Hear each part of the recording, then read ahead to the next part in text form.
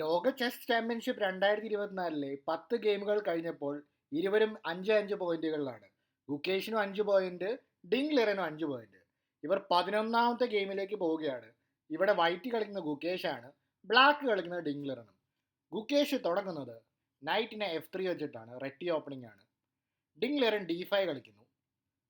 പോണിനെ C4 കളിച്ചിട്ട് റെറ്റി gambit ആണ് ഇവിടെ ഗുകേഷ് കളിക്കുന്നത്. അപ്പോൾ ഈ ഒരു ഗാംബിറ്റ് അക്സെപ്റ്റ് ചെയ്യോ വേറെ എന്തെങ്കിലും ചെയ്യോ? ഇവിടെ ഡിങ് ലിറൻ കളിക്കുന്നത് പോണിനെ പുഷ് ചെയ്യുകയാണ് ചെയ്യുന്നത്. അപ്പോൾ ഈ പോണിനെ എടുത്താൽ എന്താണ് കുഴപ്പം? എടുത്തു കഴിഞ്ഞാൽ E3 വരും. ഇനി ആ പോണിനെയൊക്കെ പ്രൊട്ടക്ട് ചെയ്യാൻ പോയി കഴിഞ്ഞാൽ A4 കളിച്ചിട്ട് ഇവിടെ നല്ലൊരു കൺട്രോൾ ഇവിടെ വൈറ്റിന് കിട്ടും. അപ്പോൾ വൈറ്റിന് ഇവിടെ പ്ലസ് പൊസിഷൻ ആയി പോകും. അപ്പം അതുകൊണ്ട് നേരെ ആ ഒരു പോണിനെ എടുക്കുന്നില്ല, പകരം പോണിനെ പുഷ് ചെയ്യുവാണ് ഡിങ് ലിറൻ ചെയ്യുന്നത്. ഇവിടെ ഈ ഒരു പോണിനെ പുഷ് ചെയ്തതോടെ ഡിങ് ലിറനെ സർപ്രൈസ് ചെയ്തുകൊണ്ട് പോൺ B4 എന്നുള്ള മൂവ് കളിക്കുന്നു. അപ്പോൾ ഇതിൻ്റെ ഐഡിയ ഈ ഒരു ബിഷപ്പിനെ ഡെവലപ്പ് ചെയ്തിട്ട് ആ D4 പോണിലേക്ക് അറ്റാക്ക് ചെയ്യാനാണ്. ഡിങ് C5 കളിച്ചിട്ട് ആ പോണിന് പ്രൊട്ടക്ഷൻ കൊടുക്കുന്നു. ഗുകേഷ് E3 കളിച്ചിട്ട് ആ പോണിനെ വീണ്ടും ചലഞ്ച് ചെയ്യുകയാണ്. ഇവിടെ ഡിങ് ജസ്റ്റ് നൈറ്റിനെ ഡെവലപ്പ് ചെയ്യാണ്. അപ്പോൾ നൈറ്റിനെ ഡെവലപ്പ് ചെയ്യുന്നതിന് പകരം ഒരു പക്ഷേ ഈ പോണിനെ അങ്ങ് എടുത്തു കഴിഞ്ഞാലോ ഇവിടെ ജസ്റ്റ് F പോൺ വെച്ച് വെട്ടും. ഇനി C പോൺ വെച്ച് B പോണിനെ വെട്ടിയാലോ D4 വന്നിട്ട് ഇവിടെ ഗുകേഷിന് ഭയങ്കര സെൻറ്റർ കൺട്രോൾ ആവും. അപ്പം അതുകൊണ്ട് ഈ ഒരു പോണിനെ വെട്ടുന്നില്ല, പകരം നൈറ്റിനെ ഇവിടെ F6 കളിക്കുന്നു. ഗുകേഷ് A3 കളിക്കുന്നു. ഇപ്പോൾ ആ ഒരു B4 പോണിന് പ്രൊട്ടക്ഷൻ ആയി. ബിഷപ്പ് G4 കളിച്ച് പിൻ ചെയ്യുന്നു. പോൺ വെച്ച് പോണിനെ വെട്ടുന്നു, പോൺ വെച്ച് തിരികെ വെട്ടുന്നു. ഇനി H3 കളിച്ചിട്ട് ആ ബിഷപ്പിനെ ഓടിച്ചു വിടാൻ നോക്കുന്നു. അപ്പോൾ ഇവിടെ ബിഷപ്പ് ഇവിടേക്കൊക്കെ പോയി കഴിഞ്ഞാൽ നേരെ G4 വന്നിട്ട് ഇവിടെ ഗുകേഷ് തൻ്റെ അറ്റാക്ക് കണ്ടിന്യൂ ചെയ്യും. പിന്നെ ബിഷപ്പ് ഇവിടെ G2 വരും. നല്ല പവർഫുൾ അറ്റാക്ക് ഇവിടെ ഗുകേഷിന് കിട്ടുന്നതാണ്. അപ്പം അതുകൊണ്ട് ഇവിടെ ബിഷപ്പ് വെച്ച് നൈറ്റിനെ എടുക്കുകയാണ്. ക്യൂൻ വെച്ചിട്ട് ഗുകേഷ് തിരികെ എടുക്കുന്നു. അപ്പോൾ B7 പോണിലേക്കാണ് അറ്റാക്ക്. ക്യൂൻ C7 കളിച്ച് ആ പോണിനെ ഡിഫെൻഡ് ചെയ്യുന്നു. D3 കളിക്കുന്നു. പോൺ A5 കളിച്ചിട്ട് ഗുകേഷിൻ്റെ ഈ ഒരു പോണിനെ ചലഞ്ച് ചെയ്യുകയാണ്. ഇതിനെ വെട്ടാനാണ് പ്ലാൻ, കാരണം തിരിച്ചു വെട്ടാൻ പറ്റില്ല, കാരണം ഈ റൂക്ക് ഇവിടെ ഹാങ്ങിങ് ആയിരിക്കും. പക്ഷെ ഗുകേഷ് B5 കളിച്ചിട്ട് ആ നൈറ്റിൻ്റെ ആ 2 സ്ക്വയറുകൾ കൺട്രോൾ ചെയ്യണം. പക്ഷെ ബ്ലാക്കിൻ്റെ നൈറ്റിന് അങ്ങോട്ട് രണ്ടും മാത്രമല്ല, ഇങ്ങനെയും ഡെവലപ്പ് ചെയ്യാം. അത് തന്നെയാണ് ഗെയിമിൽ നടക്കുന്നത്. നൈറ്റിനെ D7 കളിക്കുന്നു. ഇനി C5 E5 ആവശ്യത്തിനനുസരിച്ച് കളിക്കാവുന്നതാണ്. ഗുകേഷ് കളിക്കുന്നു. പോണിന് G3. 2 ഐഡിയ: ബിഷപ്പ് G2 കളിച്ച് ക്യാൻസൽ ചെയ്യാം. മറ്റേ ഐഡിയ ബിഷപ്പിനെ ഡെവലപ്പ് ചെയ്തിട്ട് ഈ ഒരു ക്യൂനിലേക്ക് ഒരു കൊട്ട് കൊടുക്കുക. ഇത് രണ്ടുമാണ് ഗുകേഷിൻ്റെ ഐഡിയ. നൈറ്റ് ഇവിടെ C5 വരുന്നു. ബിഷപ്പ് G2 കളിക്കുന്നു. അപ്പോൾ ഇനി ബിഷപ്പും ക്യൂനും കൂടെ എവിടേക്കാണ്? B7 പോണിലേക്കാണ് attack. പക്ഷെ ഇവിടെ ഈ നൈറ്റ് C5 ഇരിക്കുന്നതുകൊണ്ട് തൽക്കാലം ബ്ലാക്കിൻ്റെ പീസുകളെല്ലാം വെൽ പ്രൊട്ടക്റ്റഡ് ആണ്.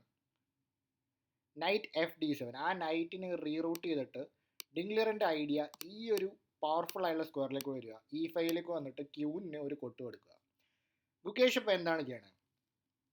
ഗുകേഷ് ജസ്റ്റ് ക്യാൻസൽ ചെയ്യുന്നു. വേണമെങ്കിൽ വന്നോളൂ, എനിക്കൊരു കുഴപ്പമില്ല. നൈറ്റിനെ ഇവിടെ സെൻറ്ററിലോട്ട് കളിച്ച് ഡിങ് ലിറൻ ക്യൂനിലേക്ക് കൊട്ടെടുക്കുന്നു.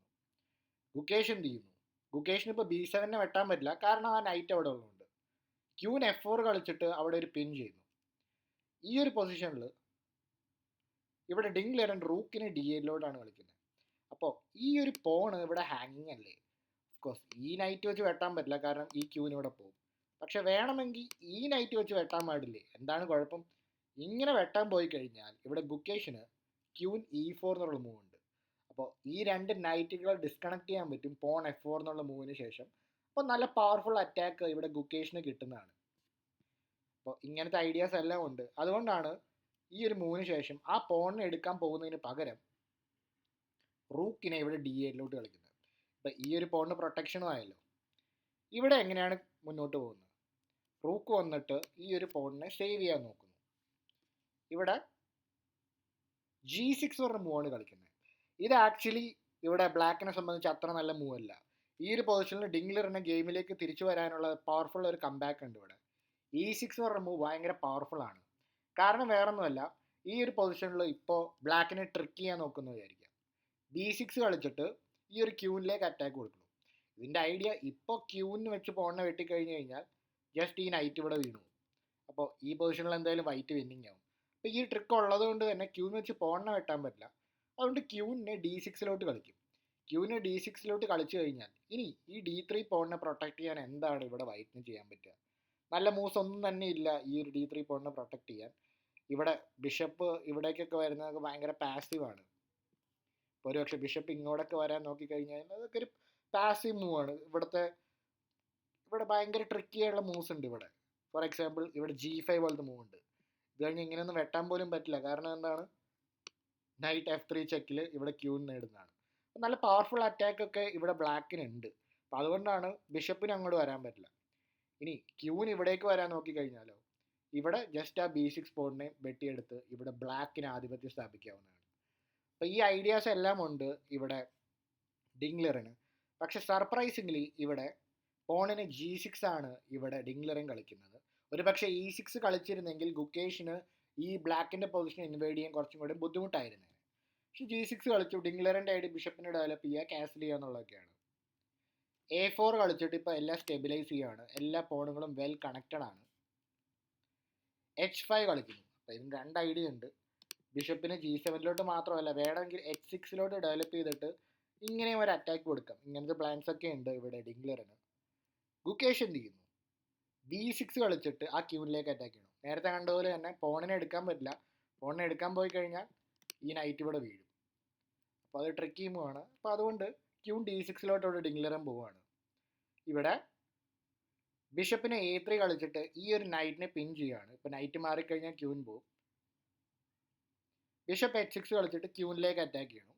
അപ്പോൾ രണ്ടു പേർക്കും ഇവിടെ ഡിംഗ്ലറൻ കുറച്ച് ടൈം പ്രഷറിലോട്ട് പോവുകയാണ്. ഒരു 7 മിനിറ്റ് ആ രീതിയിലേക്ക് പോകുമ്പോൾ കുറച്ചുകൂടെ പെട്ടെന്നാണ് ഒരു ഗെയിം കളിക്കുന്നത്. അപ്പോൾ ക്യൂനിലേക്ക് അറ്റാക്ക് ചെയ്യുമ്പോൾ ഗുക്കേഷ് എന്ത് ചെയ്യുന്നു? ക്യൂനിനെ എടുത്തു മാറ്റുന്നതിന് മുന്നേ ബിഷപ്പ് വെച്ച് നൈറ്റിനെ എടുക്കുന്നു, ക്യൂൻ വെച്ച് തിരികെ എടുക്കുന്നു. ഇനി ക്യൂൻ E4 കളിച്ചിട്ട് ആ ഒരു പോണിലേക്ക് അറ്റാക്ക് കൊടുക്കുന്നു.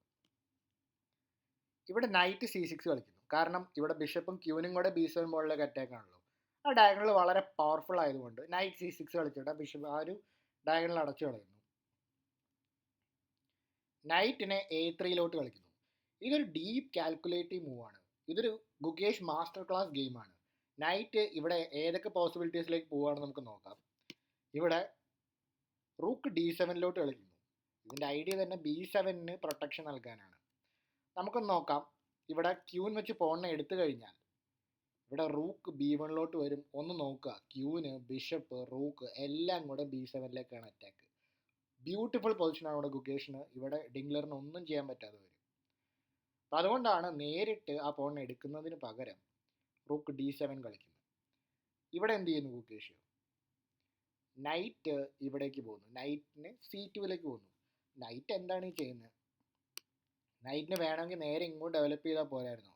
പകരം ഗുകേഷ് എന്തൊക്കെയോ ചെയ്യുന്നു. നൈറ്റ് ഇവിടെ പോകുന്നു, ഇവിടെ പോകുന്നു. എന്താണ് ഐഡിയ നമുക്ക് നോക്കാം. ക്യൂൻ വെച്ച് ഇവിടെ എന്തായാലും പോണിനെ ഫൈനലി വെട്ടിയെടുക്കുന്നു.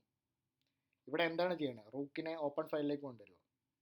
അത് തന്നെയാണ് നടക്കുന്നത്. റൂക്കിനെ ഓപ്പൺ ഫൈനലിലേക്ക് കൊണ്ടുവന്നിട്ട് ക്യൂവിനെ അറ്റാക്ക് ചെയ്യുന്നു. ക്യൂൻ C7 പോകുന്നു. Rook B5. ഇനി റൂക്കിനെ തൊടാൻ ഒരു രക്ഷയില്ല. എല്ലാം വെൽ കണക്റ്റഡ് ആണ്. ബ്ലാക്ക് ക്യാൻസൽ ചെയ്യുന്നു. നൈറ്റിനെ ഇവിടെ A1 കൊണ്ടുവരുന്നു. എന്തുകൊണ്ടാണ് ഗുകേഷ് മാസ്റ്റർ ക്ലാസ് ആണെന്ന് പറയാൻ കാരണം തന്നെ ഇങ്ങനെ വന്നു. ഈ നൈറ്റ് ഇവിടെ നിന്ന് മാറി ഇങ്ങോട്ടേക്ക് വന്നു, തിരിച്ച് ഇങ്ങോട്ടേക്ക് വന്നു, ഇവിടേക്ക് വന്നു.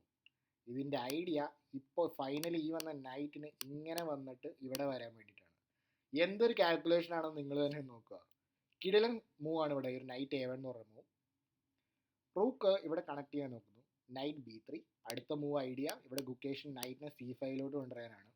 അതിനെ തടുക്കാൻ വലിയ ഐഡിയ ഒന്നും ഇവിടെ ഇല്ല. കാരണം B7 ഈ ഒരു പവർഫുൾ അറ്റാക്ക് ഉള്ളതുകൊണ്ട് E6 കളിക്കുകയാണ് ഇവിടെ ഡിംഗ്ലറൻ.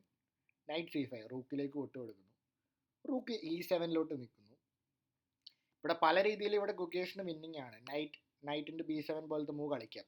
കാരണം എന്താ കഴിഞ്ഞാൽ ആ പോണിൻ്റെ പ്രൊട്ടക്ഷൻ പോയി കഴിഞ്ഞ് കഴിഞ്ഞാൽ ഈ ഒരു നൈറ്റിലേക്ക് ക്യൂനും ബിഷപ്പും വെച്ചിട്ട് ഈ ഒരു നൈറ്റ് നേടാവുന്നതാണ്. ആ ഒരു പോൺ വെച്ച് എടുത്തു കഴിഞ്ഞാൽ. അപ്പം ഇങ്ങനെ എടുത്തു കഴിഞ്ഞ് കഴിഞ്ഞാൽ ഒന്നുകൊണ്ട് പേടിക്കേണ്ട ആവശ്യമില്ല. ജസ്റ്റ് ക്യൂൻ ഇൻറ്റു C6 കളിച്ചാൽ മതി. അപ്പോൾ ഈ റൂക്കും ഡിഫെൻഡഡ് ആണ് ഒന്നാമത്. പിന്നെ മാത്രമല്ല ഈ ക്യൂവിനെ പ്രൊട്ടക്ട് ചെയ്യാൻ വേണ്ടി ഇവിടെ ബിഷപ്പ് കൊണ്ട് തരും. അപ്പം അങ്ങനത്തെ പവർഫുൾ മൂവ്സ് ഒക്കെ ഉണ്ട്. പക്ഷെ ഗുകേഷ് ഭയങ്കര സിംപ്ലിഫൈ ചെയ്തുകൊണ്ട് റൂക്കിനെ ജസ്റ്റ് ഡബിൾ ചെയ്യുകയാണ്. ഇവിടെ എന്താണ് ഡിംഗ്ലറൻ കളിക്കുന്നത്? ക്യൂവിനെ C കളിക്കുന്നു. ഇതൊരു ഇൻസ്റ്റൻറ്റ് ബ്ലണ്ടറാണ്. ഡിംഗ്ലറൻ ഗെയിം മൊത്തമായിട്ട് ഇവിടെ ഗുകേഷിന് വിട്ടുകൊടുക്കുകയാണ്. ഒരുപക്ഷെ ഇവിടെ ഡിംഗ്ലറിന് കളിയിലേക്ക് തിരിച്ചു വരാമായിരുന്നു. നൈറ്റ് B4 കളിച്ചിട്ട് ഇപ്പോൾ തൽക്കാലമുള്ള അറ്റ്ലീസ്റ്റ് ഈ റൂക്കിൻ്റെ ആക്രമണമെങ്കിൽ തടഞ്ഞു നിർത്താമായിരുന്നു. പക്ഷേ ഈ ഒരു മൂവ് ഇവിടെ ഡിംഗ്ലറൻ കണ്ടില്ല. പകരം നേരെ ഒരു ബ്ലണ്ടറാണ് കളിക്കുന്നത്. ക്വീനിനെ C8 കളിക്കുന്നു. എന്തുകൊണ്ടാണ് ബ്ലണ്ടർ? വീഡിയോ പോസ് ചെയ്തിട്ട് ഗെയിം ഇതിന് മുന്നേ നിങ്ങൾ കണ്ടില്ലായിരുന്നെങ്കിൽ ഈ ഒരു വീഡിയോയിൽ ഈ ഒരു പൊസിഷൻ പോസ് ചെയ്തിട്ട് ഗുകേഷ് കളിച്ച വിന്നിങ് മൂവ് നിങ്ങൾക്ക് ചിന്തിച്ച് നോക്കാവുന്നതാണ്. ബ്യൂട്ടിഫുൾ മൂവാണ്. നിങ്ങൾക്ക് എല്ലാവർക്കും ഈ മൂവ് സ്പോട്ട് ചെയ്യാൻ പറ്റുമെന്ന് ഞാൻ വിശ്വസിക്കുന്നു. ഗുകേഷ് കളിക്കുന്നത് ക്വീൻ ടേക്സ് C6, ഒരു ബ്യൂട്ടിഫുൾ ആയിട്ടുള്ള ഒരു ക്വീനിനെ സാക്രിഫൈസ് ചെയ്യുന്നു. അപ്പോൾ ഈ പൊസിഷനിൽ ഡിംഗ്ലറൻ റിസൈൻ ചെയ്യാണ്. വേറൊന്നുമല്ല, പോൺ വെച്ച് വെട്ടിക്കഴിഞ്ഞാൽ റൂക്ക് വെച്ച് വെട്ടി. ഇനി അവിടെ ആ ക്യൂനും പോവും. ആ ക്യൂവിനെ രക്ഷിക്കാൻ പറ്റില്ല. ഇനി ഇങ്ങനെ ഒരു എൻ ഗെയിമിൽ ഇവിടെ ഒരു എക്സ്ട്രാ നൈറ്റ് തന്നെ ഇവിടെ വൈറ്റിനുണ്ട്. അപ്പോൾ ഈ ഒരു പൊസിഷനിൽ എന്തായാലും ഗുകേഷ് വിന്നിങ് ആയിരിക്കും. അപ്പോൾ അത് സംഭവിക്കും. എന്ത്? ക്യൂവിനെ പോൺ വെച്ച് എടുത്തു കഴിഞ്ഞാൽ ഇങ്ങനെ സംഭവിച്ചാൽ അത് നേരെ സംഭവിക്കും. ഇനി ക്യൂവിനെ എടുത്തു കഴിഞ്ഞാലോ ബിഷപ്പും വരും. ഇനി ബിഷപ്പിനെ എടുക്കാൻ നോക്കിയാലോ ഇതേ ഐഡിയ, റൂക്ക് വെച്ച് ചെക്ക് വരും. അപ്പോൾ ഇവിടുത്തെ പൊസിഷൻ പ്രത്യേകിച്ചൊന്നും പറയണ്ടല്ലോ, ഒരു റൂക്ക് തന്നെയാണ് ഇവിടെ എക്സ്ട്രാ ആയിട്ടുള്ളത്. അപ്പോൾ ഈ പൊസിഷൻ ഇവിടെ എന്തായാലും ഗുകേഷ് ജയിക്കുന്നതാണ്. അപ്പോൾ തീ വാർന്ന പോരാട്ടമാണ് നടന്നത്.